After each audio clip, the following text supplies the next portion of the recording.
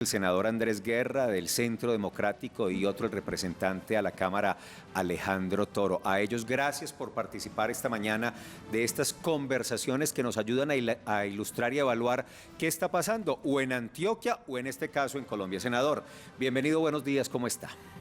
Felipe, muy buenos días para ti, a toda la mesa de trabajo, Alejandro, y a todos los antioqueños. Aquí estamos. Representante a la Cámara, gracias por estar esta mañana otra vez con nosotros. Bienvenido, buenos días. Muy buenos días para toda la mesa, un abrazo gigante para el senador y aquí muy dispuesto a dar respuesta de lo que va sucediendo en Bogotá y que impacta a todo el país y siempre aquí en casa. ¿Qué va sucediendo, representante Toro, Alejandro Toro? ¿Qué está sucediendo con el gobierno nacional? Este proceso de anuncios, todos los días hay un debate, un anuncio distinto, porque un ministro dice una cosa, porque el otro insinúa lo otro, uno dio por allá una declaración a unos medios, entonces desata un debate, una nueva polémica. ¿Cómo va a su juicio, usted que es de ese lado, el gobierno nacional con tanto anuncio? Bueno, hay que comparar como cuando uno tenía el computador que se bloqueaba y uno le daba a reiniciar. Creo que lo que ha sucedido es que estamos reiniciando el sistema. No son estos paños de agua tibia que sucedían generalmente entre un gobierno y otro. Aquí en un solo año, mira, 42 días, estamos hablando de reforma pensional, de reforma a la salud, de reforma tributaria, de reforma política, de reforma agraria. Entonces tiene que suceder esto porque de alguna manera es una hecatombe para la transformación de un sistema que nosotros consideramos que había que transformar, y cuando hablo de nosotros no hablo del Congreso ni hablo del Ejecutivo, hablo de una mayoría de un país que votó por el cambio, que lo hablábamos en la última entrevista que tuvimos acá, y eso es lo que está sucediendo. Una transformación total del Estado a través de un gobierno por el que la gente votó por cambio. Pero es sano ese salpicón, representantes, que es una cantidad de anuncios y el uno tapa el otro y entonces algunos críticos dicen esto parecen cortinas de humo, una cosa sale para tapar la otra. Es sano toda esta explosión de anuncios en 42 días, pero efectivamente ¿hacia qué, hacia dónde vamos? Bueno, creo que es lo que se termina leyendo en los territorios y yo llegué al legislativo justamente por eso, porque yo sentía que las decisiones se estaban tomando en Bogotá y que en los territorios nosotros no tomábamos al fin de cuentas ninguna decisión. Pero ya cuando vas al legislativo, donde estamos distribuidos por comisiones y hay unos temas muy específicos, uno sí ve un orden, y es que en determinada comisión se dedican a estudiar un determinado tema, pero cuando ves las noticias, pues claro, en las noticias te van a meter todos los temas y se ve como este salpicón. Pero hay unas directrices creo que muy claras. Están sentado un grupo con la ministra Corcho, otro grupo está sentado con el ministro Campo, otro grupo está sentado hablando del tema de las pensiones, pero en general sí hay un orden temático que se cruza, claro está, porque por ejemplo todos, hay un eje transversal que es el presupuesto, que es el Plan Nacional de Desarrollo, pero yo sí creo que sí tenemos una ruta muy clara entre los ministros y entre el legislativo. Es mi percepción y por eso estamos trabajando. Senador Andrés Guerra, y desde la oposición, ¿cómo se evalúan estos primeros días de gobierno? Posición poquita pero valiente, así de claro es. El gobierno del doctor Gustavo Petro está cumpliendo 42 días y lo que siente uno en la calle es una profunda incertidumbre por tantos anuncios. Creo que el doctor Gustavo Petro continuó siendo candidato y no se ha concretado como presidente de la República. Hoy lo que vemos en el Congreso de la República, la minoría, es que ha presentado solamente 2 reformas, la tributaria, una incertidumbre profunda de todo el sector privado, con la tasa de cambio, con la inversión, con los dividendos, con todo lo que viene pasando y lo que se viene dando en el lenguaje económico del país. Eso es profundamente grave. Y segundo, la reforma política que presenta la semana pasada. Esas son las 2 reformas que han entrado al Congreso y a las comisiones que mi compañero Alejandro comenta. Alrededor del escenario, hoy sentimos que lógicamente ganaron, están gobernando y lo tienen que hacer, son mayorías, pero tienen que asumir una responsabilidad con el país de generar certidumbre.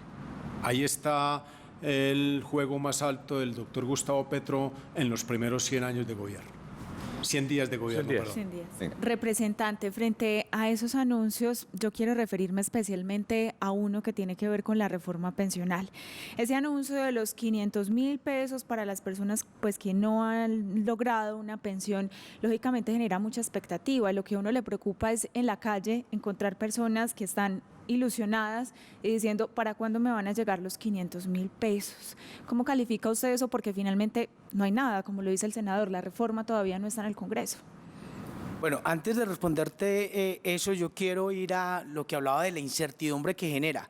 Una cosa es la percepción, otra cosa es la realidad. La realidad es que hablaban de que el dólar iba a superar los 5.000 pesos cuando llegara Gustavo Petro, hablaban de que la inversión se iba a ir, pero nos acaban de entregar unos números maravillosos de una inversión extranjera de más de 4.7 billones. Del primer semestre, Del seamos claros. del primer Seamos semestre. claros.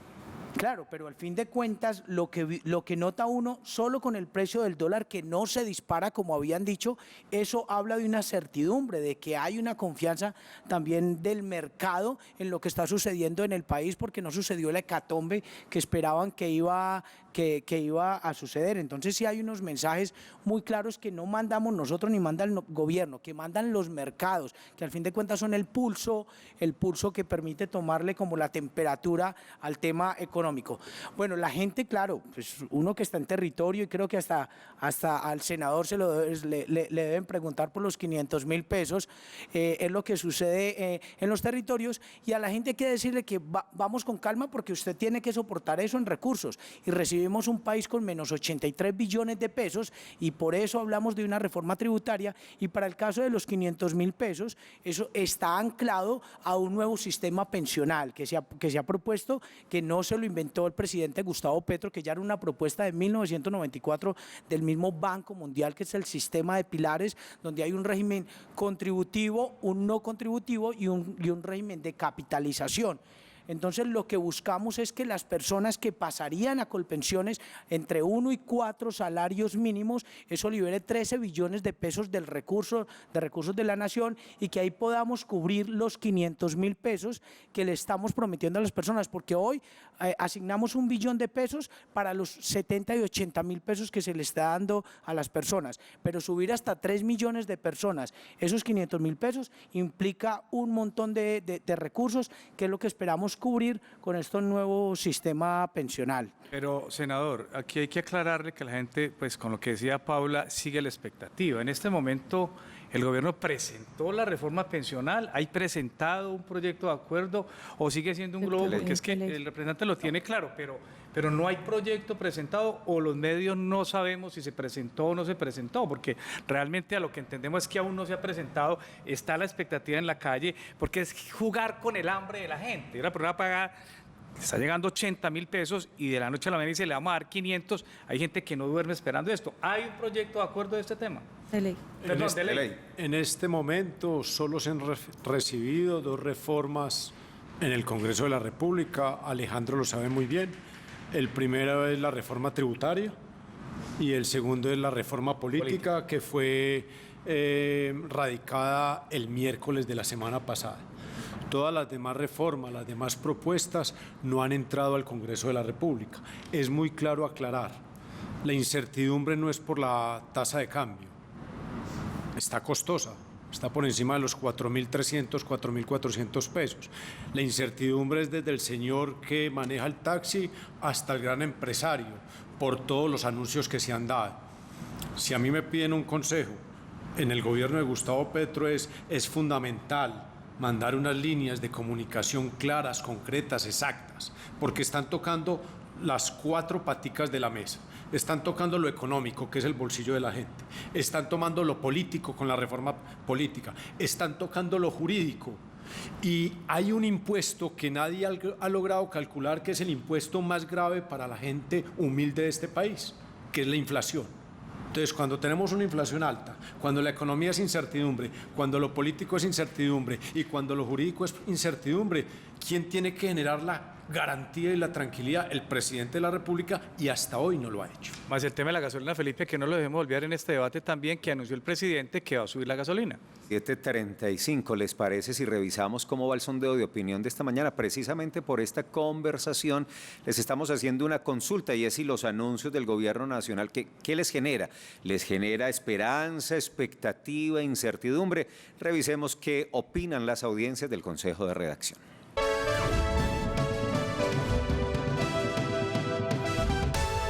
Empecemos en Twitter. En Twitter dice el 21,2% que estos anuncios generan esperanza.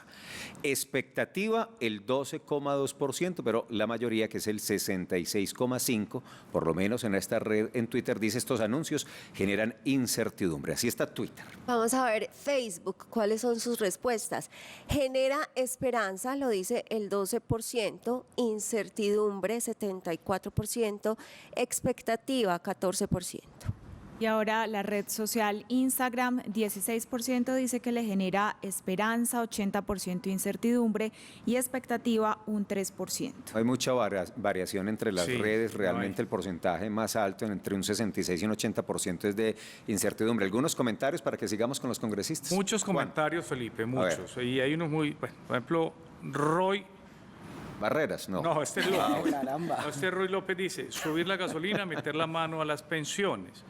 Y pues muchos, va a ver si busco uno favorable, muy poco. Por ejemplo, aquí Vea, Andrés aquí tengo uno favorable. Ya que tengo, mira este último de Andrés Orozco, dice que creo que mucha gente es así. Yo sinceramente estoy cagado del susto, dice Andrés Orozco. Pero vea, Lilith Samael dice que le genera esperanza. En un mes ha hecho cosas que el gobierno anterior no hizo en 4 años. También muestra voluntad de paz y mejorar muchas cosas. Mire, por ejemplo, le damos dos de lado y lado. Ruy López dice subir la gasolina, meter la mano en las pensiones y pone caras de susto. Y Juan Sánchez dice, es el gobierno de la esperanza, el gobierno del pueblo, el presidente tiene muy claro lo que va a hacer. Incertidumbre la que todavía genera, dice Juan Sánchez, el narco-uribismo. He de decirle, representante Toro, Alejandro Toro, del Pacto Histórico, a esa mayoría. Bueno, uno puede calificar de Antioquia. No, simplemente estos son audiencias de este espacio. ¿Cómo sortear esa incertidumbre? ¿Qué decirle a estas comunidades que tienen incertidumbre para que se tranquilicen de cara a lo que ustedes o el gobierno de Gustavo Petro pretende hacer? Bueno, hay que decirle a la gente que estamos trabajando de manera incansable para solucionar un desastre que recibimos en el tema económico, que recibimos en el tema del hambre, porque sí considero que no le estamos generando a la gente una expectativa. Es que lo dijimos desde campaña y lo más fácil hubiese sido que el presidente se retrajera o que se hiciera el loco con lo que prometimos en campaña. Es que le dijimos en campaña a la gente dos cosas muy fuertes. Una, educación gratuita de calidad y universal, y que le íbamos a dar 500.000 pesos a todos los adultos mayores que no se habían pensionado en este país.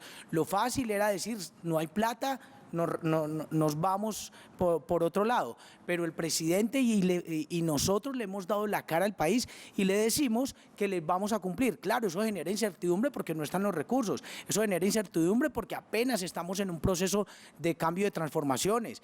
La mayoría de los pensionados pues le genera preguntas: ¿qué va a pasar con sus pensiones? Y uno se encuentra a las personas como que me van a cobrar impuesto a la pensión, cuando hemos dicho que es pensiones de más de 10 millones de pesos. Entonces decirle a la gente que sí, que estamos en un proceso de transformación, que esto va a demorar un tiempo, pero que le vamos a cumplir al país, que lo estamos haciendo de manera responsable, que elegimos unos ministros y ministras experimentados. El medio de la edad de los ministros y ministras es 54 años.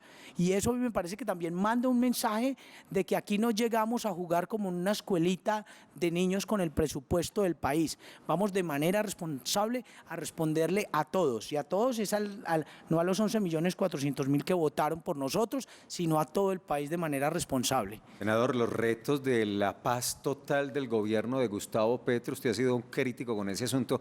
¿Cómo lo está viendo en el tiempo? Ya llevamos 42 días, tenemos más elementos de juicio.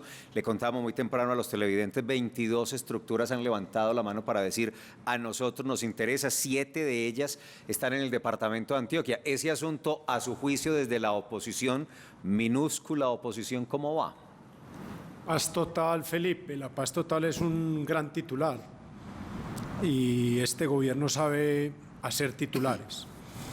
El gran corazón de la paz total se llama Iván Cepeda, le apoya a Roy Barreras y lógicamente el gobierno del doctor Gustavo Petro.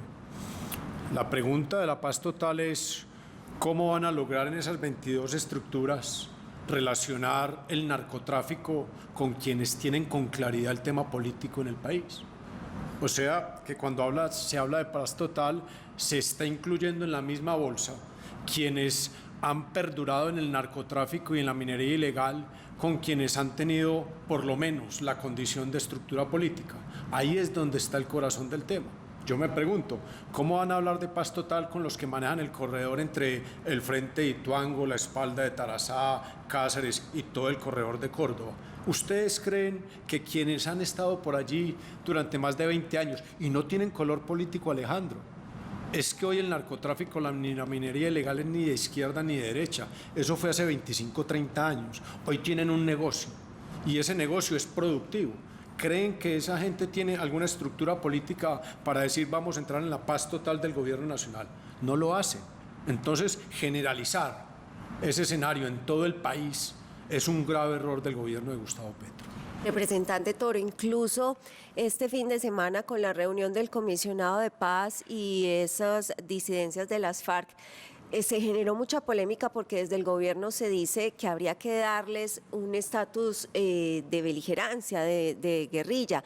Y obviamente incluso quienes hicieron ese proceso de paz con las FARC han dicho que eso es impensable. ¿Usted cómo ve eso y qué mensaje se le está mandando al país con propuestas como estas?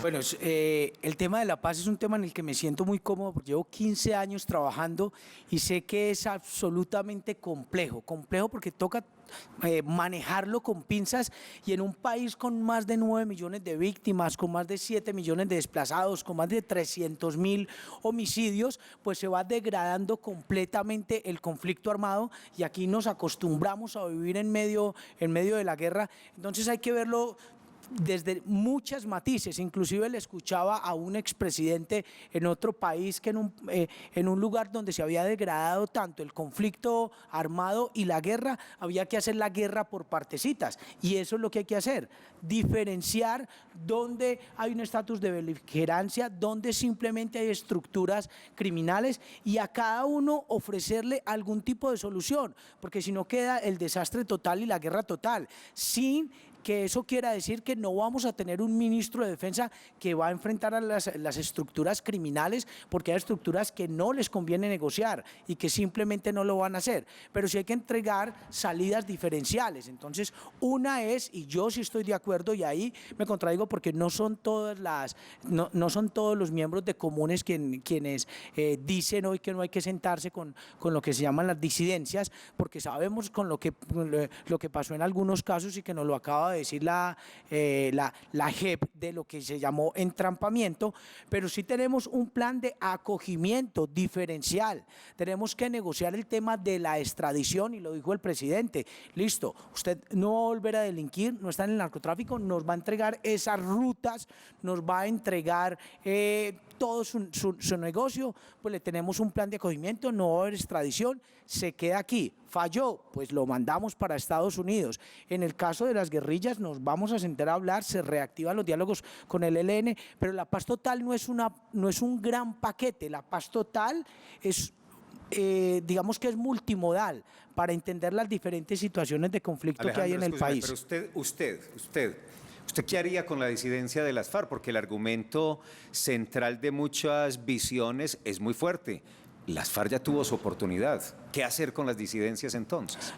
A mí me parece la estrategia que utilizó con este asesor israelí, Juan Manuel Santos, a mí me parece viable porque es que no podemos ir en un solo camino, me parece que es el de la guerra, porque cuando todo es un efecto dominó. Entonces, si yo me voy para la guerra y no logro enfrentar en zonas absolutamente complejas como Baupés, Guainía, Guaviare, donde se va a demorar 20 años la guerra, o de encontrar un guerrillero, es una cosa muy compleja y no lo pudo Álvaro Uribe Vélez en 2 periodos, estaba pidiendo un tercer periodo y no lo iba a lograr, claro, redujo las FARC a un póngale un 40% de lo que tenía, pero ese 40% nos iba a demorar un montón de tiempos. Así que yo considero que tiene que hacerse un trabajo híbrido como se hizo, y es negociar como si no hubiera guerra y estar enfrentándolos como si no hubiera negociaciones. O sea, yo sí considero que hay que ir a las negociaciones, pero sin dejar de enfrentarlos, y así encontrar la Pero, solución por uno de los dos caminos. representante, ahí lo que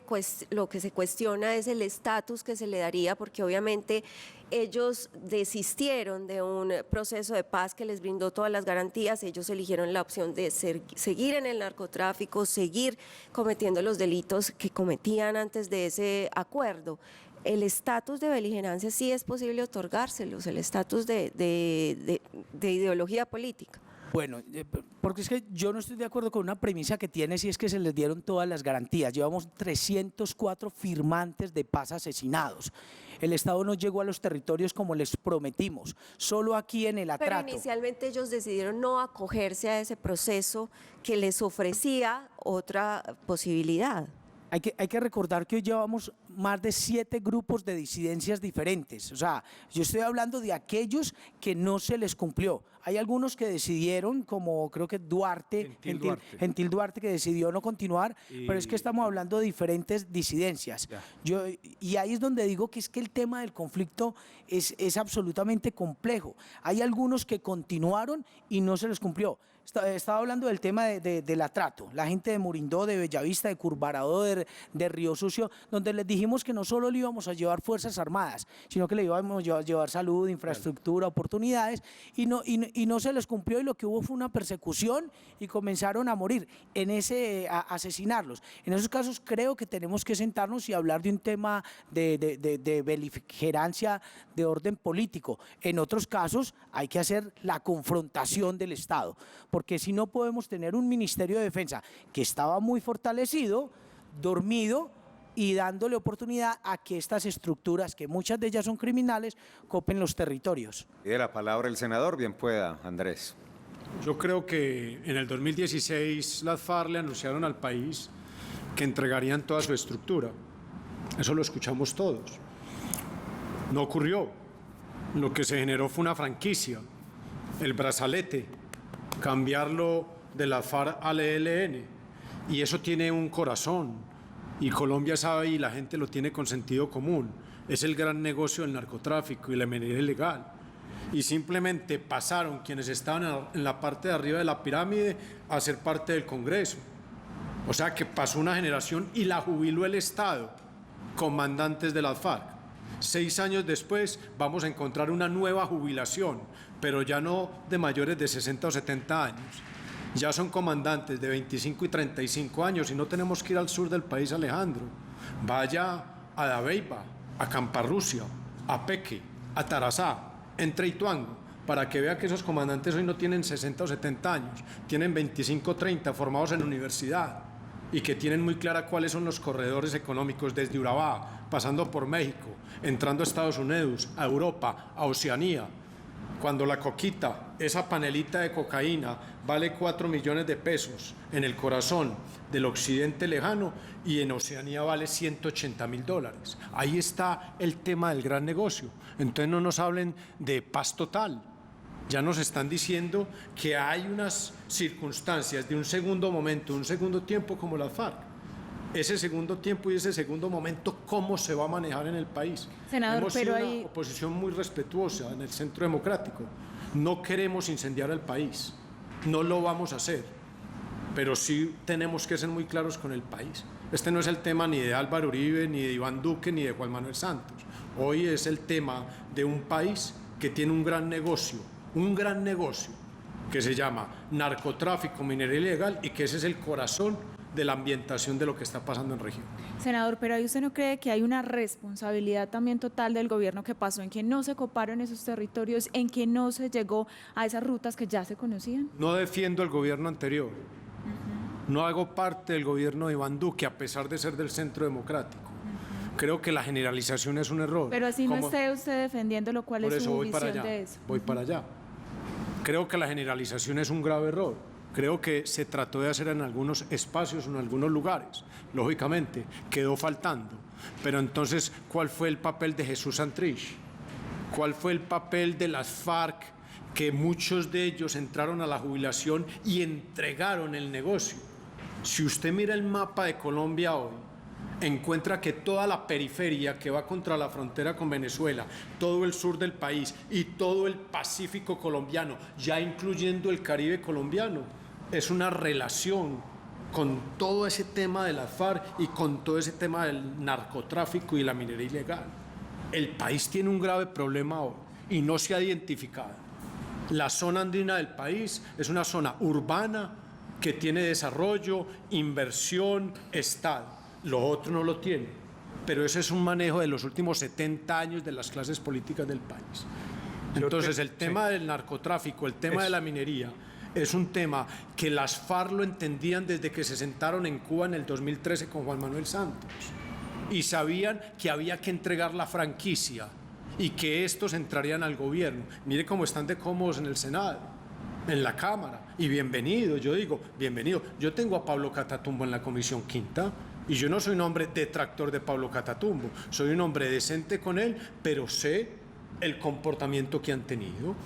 Así está hoy el proceso, y en este proceso de Gustavo Petro de la paz total, nuevamente va a aparecer unas nuevas franquicias en la economía ilegal, minería y narcotráfico, que van a entrar a responder y a reemplazar un negocio que está hoy en el punto más alto después de la pandemia de los valores y del precio en el mundo. Sí. Derecho a la réplica de Alejandro, quien levantó la mano antes de la última pregunta de Juan. Bueno, es que yo creo que es la diferente lectura del país. Ese mismo sector que habla de esta frontera de los 2.100 kilómetros y que baja por el sur y que baja por el Pacífico, unos pueden decir que lo que hay es narcotráfico, que lo que hay es minería ilegal, y lo que yo considero que primero hay, que lleva en parte a eso, es falta de oportunidades, unos municipios completamente empobrecidos. Entonces, en esa lectura de que lo que hay es narcotráfico y minería ilegal, entonces lo que hay es que enfrentarlo, confrontarlo y enviar fuerza pública. Pero si la lectura es que lo que faltan es oportunidades y lo que falta es inversión, entonces el bombardeo no es con bombas, sino que el bombardeo es a través de un presupuesto que llegue a sus territorios y que genere oportunidades. Entonces yo creo que sí son dos visiones de país, que son las que se han mostrado durante las últimas décadas, que pues ahí sí difiere un poco del senador, que sí tiene que tener un poco de espíritu de cuerpo, que aunque no es duquista, pues ganaron y le hicieron campaña, porque pues sí los vimos haciendo campañas a todos muy filados. Alejandro, pues sí hay que como asumir ganaron ustedes e incendiaron el país durante 4 años, con toda tranquilidad se lo digo, con todo respeto hacia usted. Yo no soy un hombre confrontador. En lo personal he respetado al pacto histórico, lo he demostrado con Alex Flores. Pero sí creo que durante 4 años al país le dicen en el 2018 no se puede aumentar la gasolina. Europa lo ha mostrado y en menos de 60 días ya le mandan el mensaje al país que van a aumentar la gasolina. Gravísimo. Hombre, el Congreso de la República tiene que modificar. Si presentan un proyecto de ley sobre la reforma política livianito, blandito, no enfrentan la transformación del Senado en esa elección nacional. Entonces uno dice, Dios mío.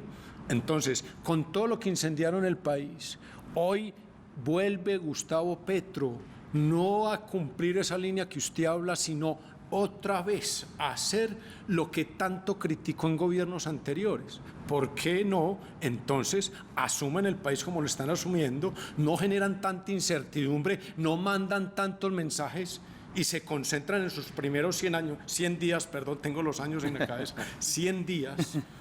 Que sea benevolente. ¿Será que le pareció muy eterno estos 42 Sí, días? parece que ya habla de años. Ya parecen 100 senador. años, senador. Los 100 días son benevolentes, son democráticos y los tienen que aprovechar, pero no para generar incertidumbre. Bueno, último tema, Sí, por favor. último tema. Lo que pasa es que este tema es... No, es que aquí nos podríamos quedar. No, pero- días enteros, pero ese mero tema de la paz es de mucho de dónde coger. pero lo hemos invitado para eso que están opinando nuestras audiencias sobre las incertidumbres, Alejandro y doctor, los dos doctores también.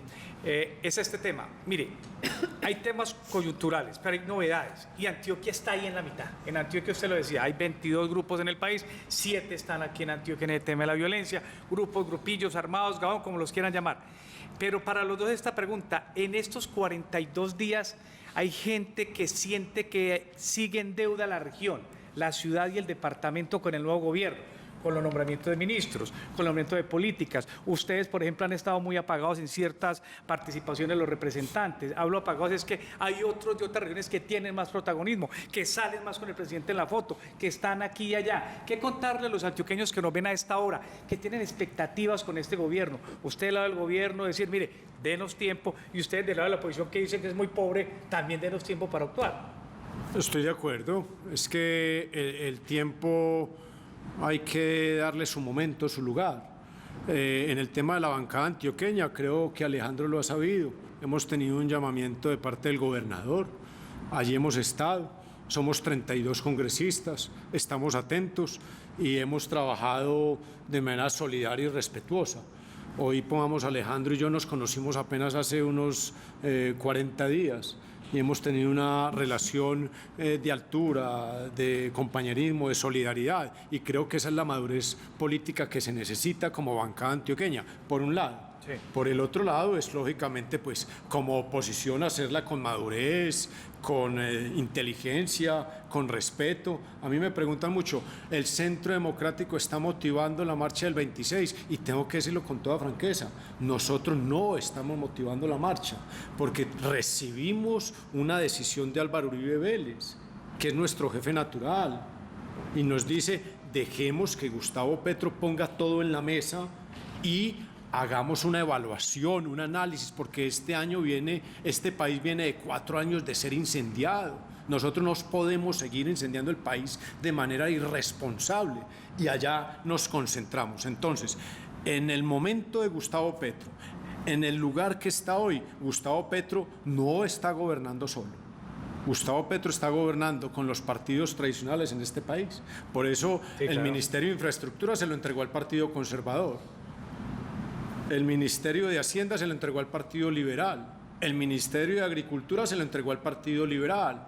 O sea, Gustavo Petro ha sido inteligente para gobernar. Y hay que decir, luchó 30 años para ser presidente de este país sin maquillaje. Se está jugando la de él, Alejandro. Eso está bien. Pero ustedes ahora no pueden decir que entonces ustedes están gobernando porque de aquí hacia atrás no había pasado absolutamente nada. Entonces, ¿por qué gobiernan con los partidos tradicionales? Bueno, yo quiero, antes de responderle a esa senadora, hablar de la pregunta que hace Juan Carlos, si es que viene para Antioquia y qué se ha dado para Antioquia. Hay cosas maravillosas y yo considero que Antioquia ha estado en el centro del debate. Hay que recordar que es el departamento al que más vino Gustavo Petro durante toda la campaña. Sabía que aquí, lo que se jugaba aquí en Antioquia, viene la construcción del Plan Nacional de Desarrollo. Esperamos movilizar más de 2 millones de personas en los encuentros, más de 50 encuentros. Antioquia hoy tiene programados 3 encuentros. Acabo de hablar con el secretario de Gobierno que estaba aquí en la mesa. Igualmente me dice, Alejo, necesitamos ampliar los encuentros en Antioquia, mayor participación, porque solo tenemos Caucasia, Amalfi, Turbo y Medellín. Entonces necesitamos que haya mayor participación. Yo vivo en el oriente antioqueño, aquí veo la losa del Carmen de Iboral. Entonces también quisiera que estuviera la participación y voy a hablar con el viceministro de Asuntos Políticos para que eso suceda. Entonces viene la construcción, luego viene el tema de los recursos. Medellín, había un compromiso, 5 metrocables.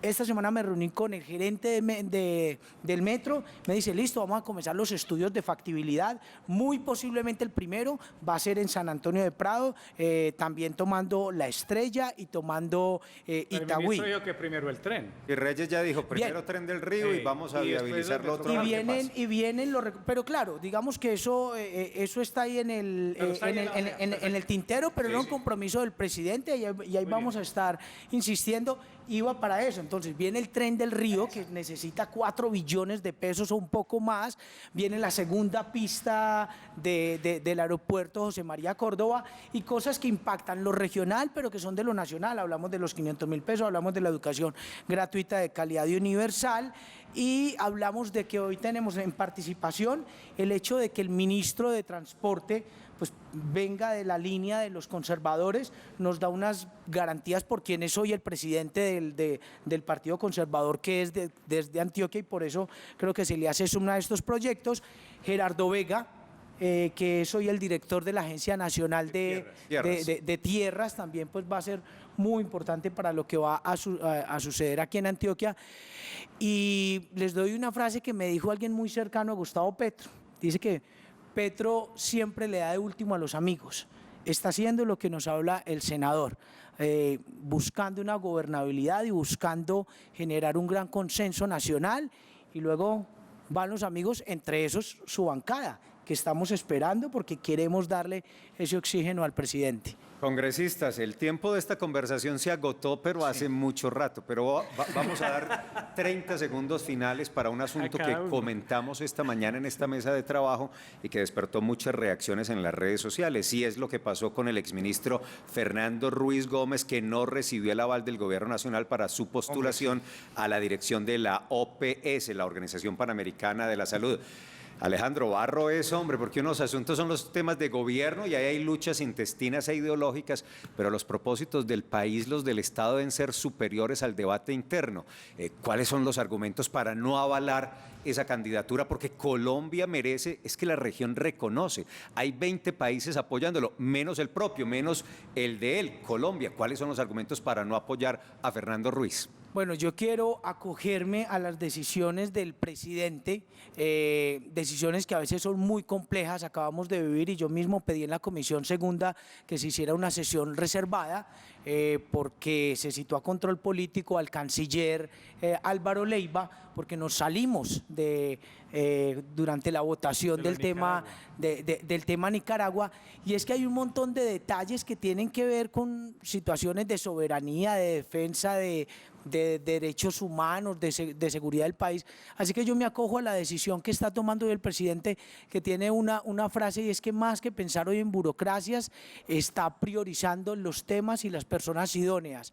Así que en esa línea yo considero que el presidente tiene cuestionamientos y preguntas por si es la persona idónea y para el tema específico.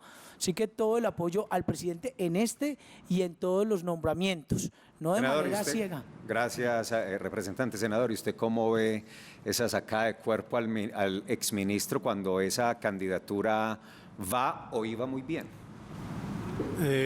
Felipe, hay que tener la capacidad de hacer lecturas y de ser respetuosos.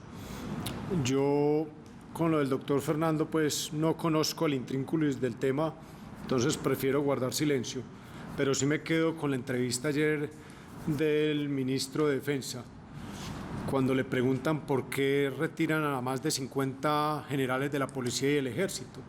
Y él dice, por información que tenemos, por sus hojas de vida y porque en alguna parte del camino tienen alguna confrontación con derechos humanos, cuando no han sido ni juzgados, por Dios.